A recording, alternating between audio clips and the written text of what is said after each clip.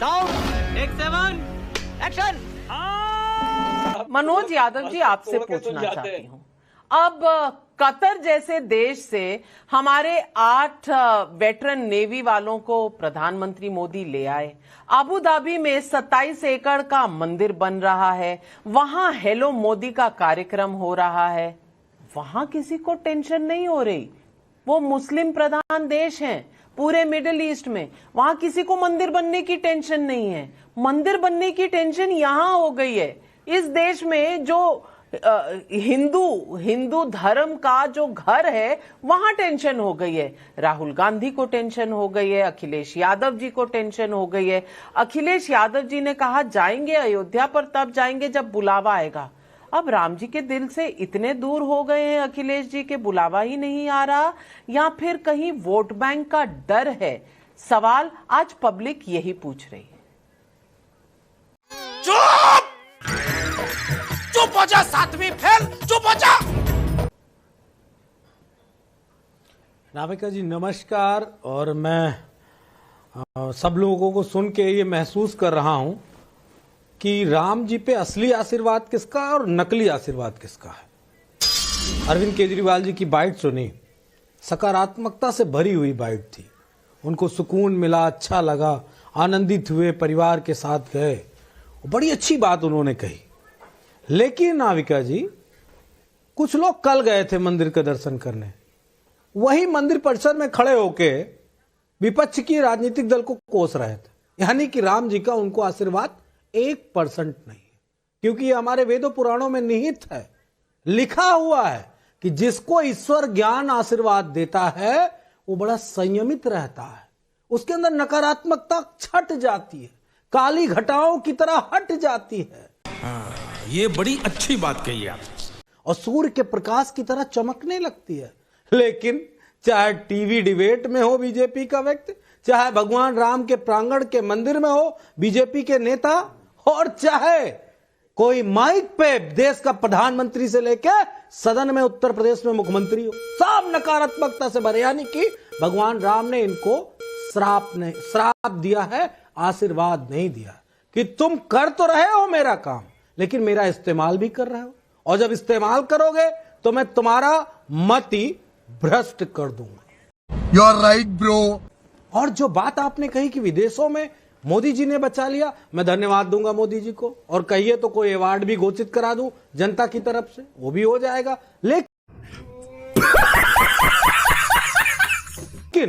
मुझे याद आ रहा है मोदी तो नहीं आए, और वो पाकिस्तान में बैठा दाऊद इब्राहिम तो नहीं आया, और वो तमाम सारे विजय माल्यास तो नहीं आए जो देश का लाखों करोड़ रुपए लेके नाविका जी गायब फुर्र हो गए। उनको कब मोदी जी लाएंगे जब दुनिया में डंका नहीं देश में डंका बजेगा कि नरेंद्र मोदी ने इस देश के लुटेरे को, इस देश के अपराधियों को अपने देश में वापस ले आए। काला धन ना लाएं, अब वो छोड़ो, वो बात को देखा जाएगा, वो जो दूसरे दल आएंगे वो काला धन लाएंगे। क्यों? क्योंकि उसमें सबसे ज्यादा बीजेपी का काला धन है, तो मोदी जी क्यों लाएंगे भाई? मोदी जी तो लाने वाले नहीं, अब विपक्ष के लोग लेके आएंगे। 24 की जो सत्ता बनेगी वो विपक्षी लेके आएंगे काला धन, और 15-15 लाख नहीं, 10 साल में कुछ बढ़ गया है, अब 20-20 लाख आएगा।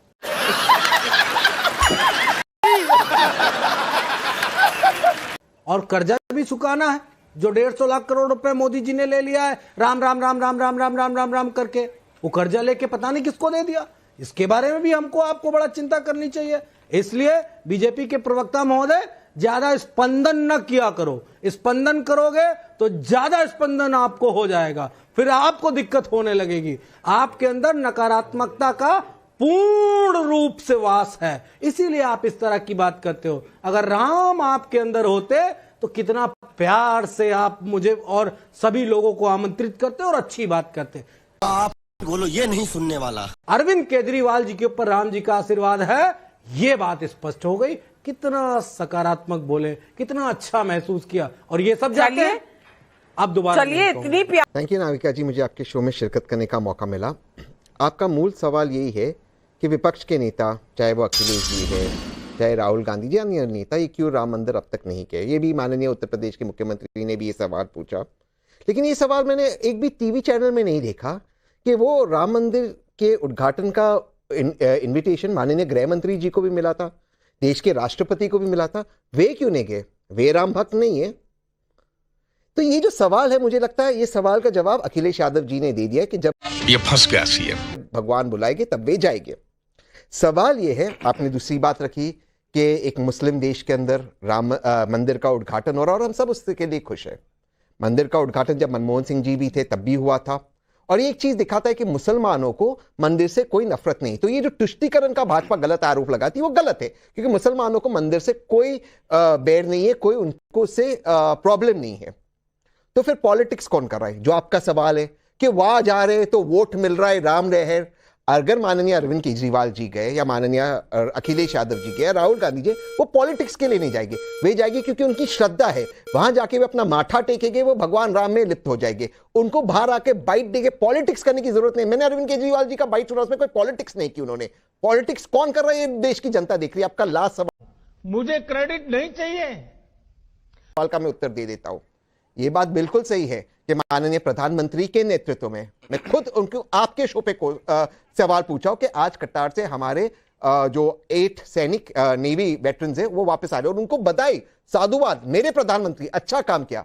लेकिन ये बात आप भी जानते हो नाविका जी, ये घटना हुई है 2022 में।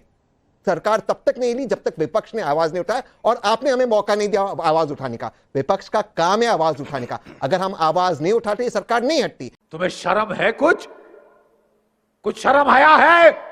देखिए, एक बड़ी बात कह दी नाविका जी, हमारे हर्षवर्धन जी ने। मुझे नहीं लगता है कि इस तरह की बात डिबेट में आप भी नकारात्मकता की बात करते हुए नजर आ रहे हैं। भगवान राम की प्राण प्रतिष्ठा ने समय ने की है, किसी व्यक्ति विशेष ने और इसने नहीं की है, समय काल ने की है। जब उनका समय काल था तब वो आए। आदिकाल से, या जब उनके भगवान विष्णु के अवतारों को देखेंगे तो उसका भी समय आया था, और समय समय पे ही भगवान ने अवतरण भी लिया है। तो प्राण प्रतिष्ठा का भी समय निर्धारित था। आप अगर ये बात कहना चाहते हैं कि विपक्ष नहीं जा रहा है तो उसके पीछे राजनीति है, ये दुर्भाग्यपूर्ण है। मैं आपसे सिर्फ एक ही बात कहूंगा कि आप इन सब बातों में ना पड़ें। हम गृहस्थ आश्रम वाले लोग हैं, बीवी बच्चों के साथ जाएंगे। जो अकेले थे वो चले गए, और कल की बस में भी हमने देखा था, बेचारे विधायक अपना परिवार लेके आए थे और परिवार नहीं जा पाया। तो ये जो एक ट्रेंड चला रहे हो दो आदमियों का, यूपी और देश वाला, कि आगे नाक न पीछे पगा, डैश डैश आगे भी कहावत, वो नहीं कहूंगा, तो वो वाली मत कहिए। यहां पे हम लोग गृहस्थ लोग हैं, बीवी छोड़ के काहे चले जाए भाई? बच्चों के पेपर होने वाले हैं, सब पेपर ऊपर हो जाएंगे तब लेके जाएंगे इत्मीनान से। अब जिनके ना बच्चे, ना बीबी, ना सवाल, ना जवाब, उनका जब मर्जी तब जाए, कोई फर्क पड़ता है उनको क्या? उनके ऊपर भी मेरे भगवान ने मुझसे कहा है अपने पैसे से जाना, सरकारी पैसे से मत जाना। भगवान ने मेरे ये मुझसे कहा है, मसला नहीं, वहां जो और समाजवादियों, सारे समाजवादियों से कहा है सरकारी पैसे से मत जाना। जब जाना प्रतिष्ठा के दिन और गए, जो चंदे के पैसे से मत जाना। सही पकड़े हैं। नानी की कहानी आपको याद रही, मगर मोदी जी के 15 लाख रुपए भूल गए, 2 करोड़ नौकरियां भूल गए मान्यवर आप, वो याद नहीं आया आपको। नानी की कहानी बहुत अच्छी तरह से याद आ गई, और नानी की कहानी का तो आज उन्होंने जवाब दे दिया। जब उनको भगवान ने बुलाया, वो वहां पे अपने परिवार के साथ गए और जाके दर्शन किए और अपनी आत्मा को शांति पहुंचाई। ये बड़ी अच्छी बात कही आप। देखिए, मैं उसी मुंह से गुणगान करता हूं जिस मुंह से खाना खाते हैं, और हमारा मुंह भी वही है जो उनका होगा जिन्होंने सवाल पूछा है। उनसे पूछिए वो किस मुंह से इस बात का समर्थन कर रहे हैं जिन्होंने 2 करोड़ रोजगार, जिन्होंने 15 लाख रुपए, जिन्होंने इस देश के किसानों की आय दूनी करने कही थी। तो क्या वो राम जी के दर्शन कराए तो उनसे सवाल नहीं पूछा जाएगा क्या? ये मुंह वाली कौन सी बात करते हो भाई? हमारा मुंह अच्छा नहीं लग रहा है क्या? इतना अच्छा सा भगवान ने मुंह दिया है, बोलने की भगवान ने कला भी दी है, और आप मुंह पे चले आए। अरे भैया, हम यदुकुल में पैदा हुए हैं, और हम अगर हमको ज्यादा रुष्ट करोगे तो हम अनाप शनाप अगर बोल देंगे तो वो लग भी जाएगा। इसीलिए मैं बहुत सोच समझ के बोलता हूं।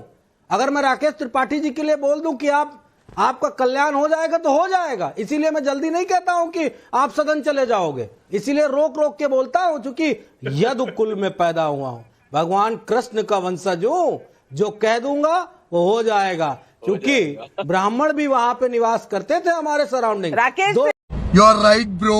देश का प्रधानमंत्री बना बैठा है, चल देता है, कांग्रेस मंत्री बना बैठा, क्या पाप नहीं होता? हमें ज्ञान बताओ, हाथ छुड़ा के चली ज्ञान ना बताओ। चौधरी अजीत सिंह जी भी जितना पाप भाजपाइयों ने किया है, अब आप सोचिए ना, अभी कोई तक आपके नहीं साथ रहने को किसी तैयार ने नहीं किया होगा। ये आपका समझ गए ना? आप कैसे कह रहे हैं? और हम तो कह रहे हैं अपने मियाँ बीवी बच्चों के साथ ही जाएंगे।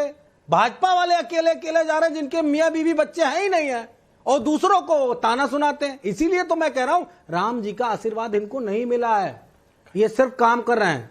फोन कट गया। नहीं, हृदय परिवर्तन की कोई बात ही नहीं है।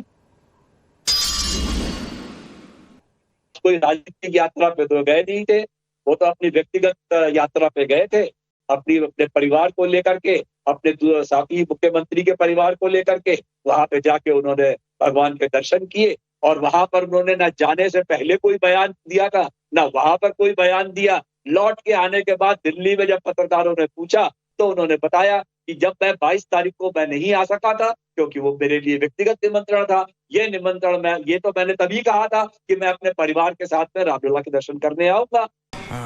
ये बड़ी अच्छी बात कही आप। तो वो अपने परिवार के साथ वहां पे पहुंच गए।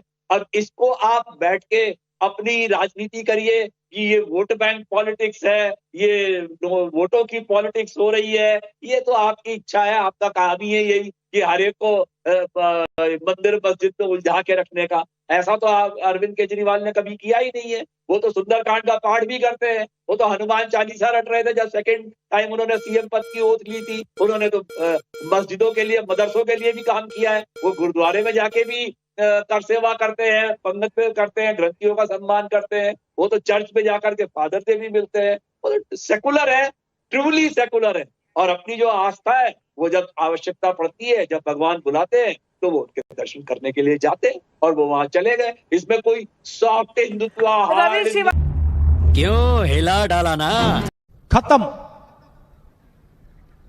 Bye bye, tata, goodbye, गया।